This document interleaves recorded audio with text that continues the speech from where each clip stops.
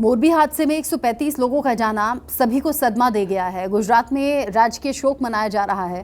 देश के लोग भी बड़े बेचैन हैं और बड़े ही परेशान भी हैं। वो तस्वीरें लगातार सोशल मीडिया पर वायरल हो रही हैं। अलग अलग एंगल से अलग अलग वीडियोस हैं जो कि सोशल मीडिया पर लोगों की बेचैनी को भी बढ़ा रहे हैं। साथ ही साथ फिक्र भी बढ़ती है इस तरह के हादसों को लेकर।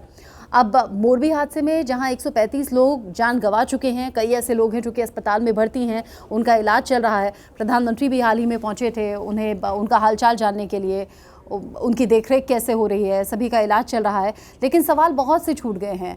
सवाल ये कि क्यों आखिर ओरेवा कंपनी को ही ठेका दिया गया इस पुल की मरम्मत करने का, जो कंपनी अपनी चिट्ठी में बाकायदा धमकी दे रही है।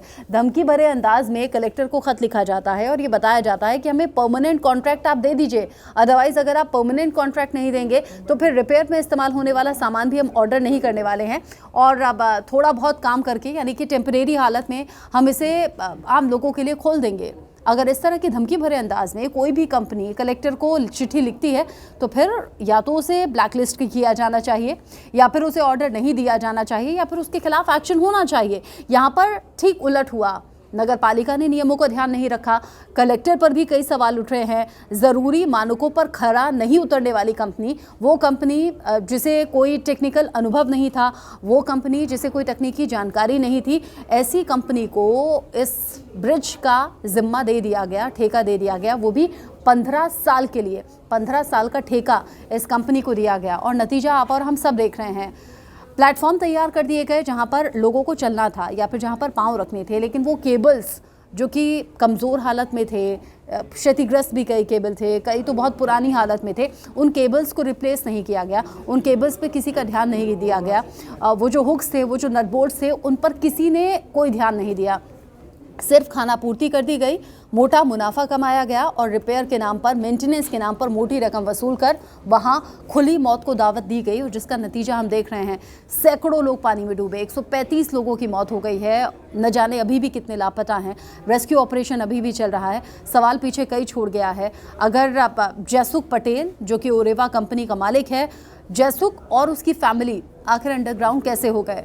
आज के ज़माने में जब इतनी हाईटेक सुविधाएं पुलिस के पास हैं, अगर कोई नहीं भी मिलता है, बड़े से बड़े अपराधी को आप ढूंढ लेते हैं, लेकिन जयसुख पटेल को आप ढूंढ नहीं पा रहे हैं। उसकी फैमिली मेंबर्स के बारे में आपको कोई जानकारी मिल नहीं पा रही है। क्या गुजरात पुलिस की मिलीभगत तो नहीं है?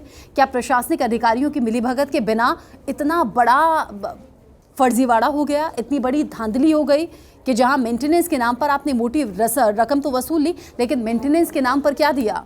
लोगों को मौत। 135 लोगों की मौत का जिम्मेदार जयसुख पटेल, जो कि अभी पुलिस की गिरफ्त से बाहर है। पुलिस जांच की बात कर रही है, शासन प्रशासन मुस्तैद होकर काम करने की बात कर रहे हैं, लेकिन सवाल फिर वही, 135 लोगों की मौत का जिम्मेदार कौन होगा? आप कार्रवाई कुछ भी कर लीजिएगा, 135 लोग जिंदा होकर घर नहीं लौटेंगे। अभी भी कई लोग ऐसे हैं जो अस्पताल में भर्ती हैं। आईटीवी नेटवर्क भी अपनी इन्वेस्टिगेशन कर रहा है। जयसुख पटेल के कुछ नंबर्स को हमने भी खंगालने की कोशिश की।